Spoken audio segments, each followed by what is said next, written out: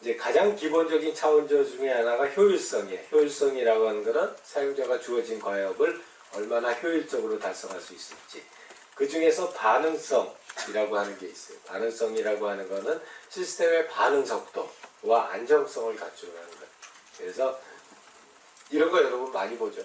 접속 대기 중이라고. 이런 거 같은 경우가 시스템의 지체인데, 이 시스템의 지체라고 하는 것이 네트워크 지체일 수도 있고 시스템의 지체일 수도 있는데, 이랬을 때 이런 메시지, 특히 80만 2713명 뒤에 38,468명 있다라고 하는, 어떻게 보면 되게 의미 없는 정보인데 이런 정보를 제공해 주게끔 되어 있어요.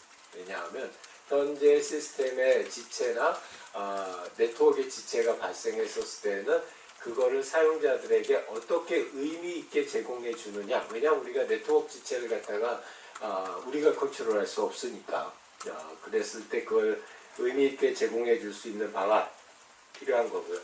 단축성이라고 하는 거, 우리 단축키하고 단축 경로라고 얘기했는데, 결국 여러분들이 이제 게임을 하는 사람들 잘 하죠. 단축키가 굉장히 중요하죠. 축구사니까. 네. 그래서 단축키를 갖다가 어떻게 가져갈 거냐 하는 게 굉장히 중요하고, 또 서치를 할 때 단축 경로를 어떻게 가져가느냐 하는 게 중요한데, 결국 얘는 아까 거는 시간이라면 얘는 스텝이에요.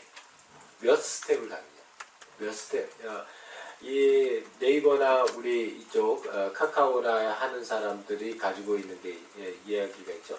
한 스텝을 더하게 만들면 사용자의 90%가 떨어져 나가요. 그렇기 때문에 스텝을 줄인다라고 하는 거는 이 효율성 측면에서 굉장히 절대절명의 그런 목표인 경우죠. 그 다음에 두 번째로 정확성이라고 하는 거는 사람들이 사용하면서 저지르는 오류와 관련된 상황들이 크게 세 가지가 있어요. 사전 방지성, 오류 발생 감지성, 오류 회복성.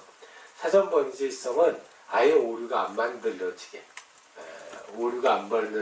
큰 오류에 대해서는 사전에 워닝을 갖다 주거나 사전 심사를 하는 경우. 여기에 있는 것처럼 북마크를 갖다가 지우자라고 할 때는 다시 한번 물어보죠. 너 정말 지울래? 왜냐하면 지우면 복구가 안 되니까. 그래서 위험성이 높으니까 그만큼 그 위험과 관련된, 위험이 높을수록 그 위험을 갖다가 발생시킬 수 있는 오류를 미연에 방지하는 시스템을 갖춰나가는 것이 사전 방지. 오류 발생 감지성은 할 수 없이 오류가 발생했다. 그럼 자기가 잘못하고 있다는 것을 빨리 알아차리는 거. 이게 오류 감지성. 세 번째가 오류 회복성. 자, 이제 우리가 뭔가 잘못된 일을 갖다 했다라는 걸 알고 있으면은 그런 내가 만든 오류를 어떻게 원복시킬 수 있을까? 와 관련된 게 오류 회복성. 그래서 이 세 가지가 적용이 돼야지 시스템이 정확성이 있다고 그러는 거고, 이거를 못하면 FDA가 허가를 안 해줘요. 그렇기 때문에 이거는 반드시 만족시켜야 되는 거고요. 이제 부수적인 차원으로 나오게 되면 여기는 중요도가 갈려요. 시스템에 따라서 굉장히 중요할 수도 있고 시스템에 따라서 별로 중요하지 않을 수도 있어요. 그래서 이거는 본인들이 생각하는 사용자와 그 다음에 그 사용 환경, 그리고 그 사용자가 이루고자 하는 과업에 따라서 달라집니다. 그래서 제일 먼저 보는 게 의미성이에요. 의미성이라고 하는 거는 meaningfulness라고 해서 시스템을 사용하면서 사용자가 보고 싶은 정보나 실행하고 싶은 기능이 사용자에게 명확하게 제공되느냐라는 거예요.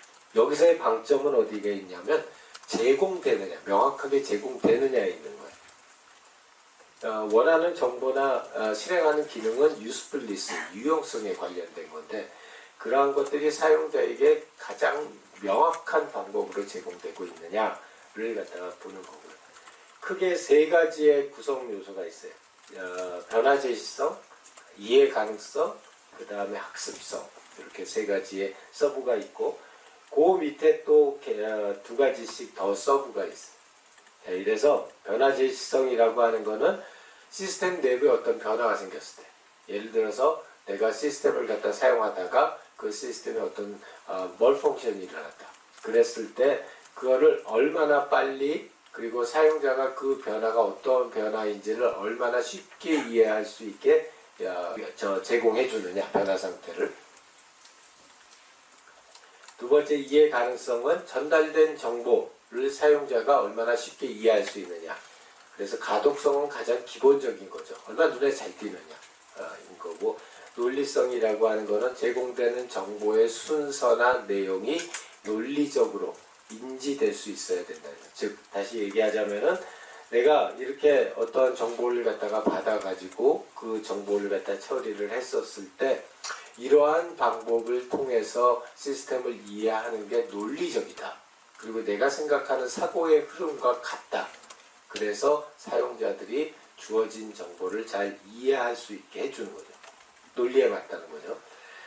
그 다음에 이제 학습성이죠. 학습성이라고 하는 거는 초보자가 전문가처럼 시스템을 사용하기 위해서 얼마나 많은 시간과 노력이 필요한지, 그래서 매뉴얼이 제대로 제공되고 있는지, 특정 과업의 성격에 부합되는 설정이 가능한지, 그리고 시스템을 오랜 시간 후에 다시 사용했었을 때 예전의 수준대로, 예전에 사용하던 수준대로 올라가는데 얼마나 많은 시간이 걸리는지. 잘 보면 알겠지만 다 정량적인 숫자들이에요. 왜냐하면 사용성이라고 하는 거는 다 그 메저러블 하다는 걸 되게 중요하게 생각을 하고 있기 때문에. 또 유형성이라고 하는 거는 사용자가 시스템을 통해서 원하는 작업을 선호하는 방식으로 진행할 수 있도록 하는 것. 여기서의 방점은 선호하는 방식이에요. 그러니까 사용자가 주도권을 가지고 본인이 선호하는 방식으로 사용할 수 있게 해주느냐라는 거예요. 그래서 여기서 보면은 사용자 주도권, 대체성, 다중성, 개인화, 연결성, 이렇게 5가지의 서브 항목들이 있어요.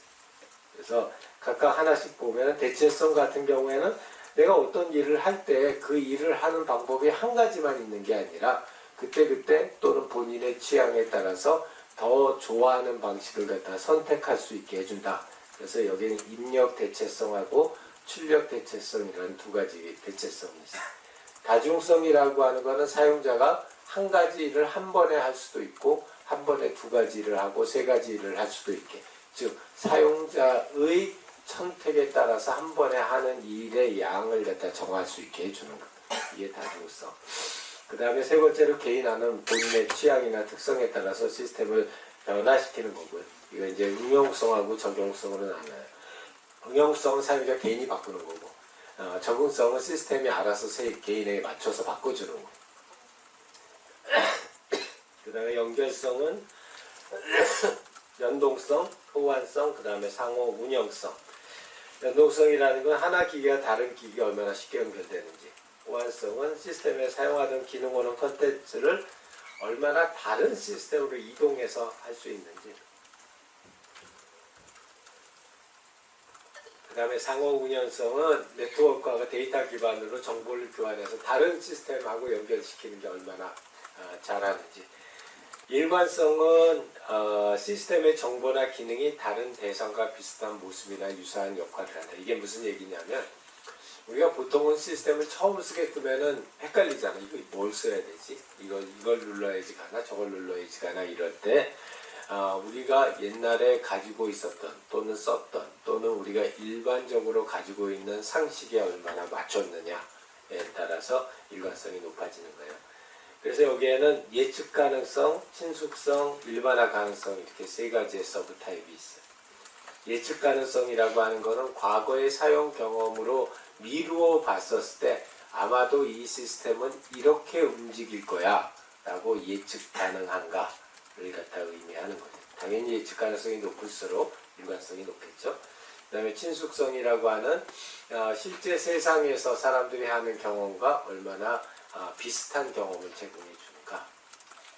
그 다음에 일반화 가능성은 과거에 사용했던 명령어나 혹은 메뉴를 새로운 상황에서도 사용할 수 있느냐. 컨트롤 C 하면 카피죠. 어느 세상에 어딜 가든지.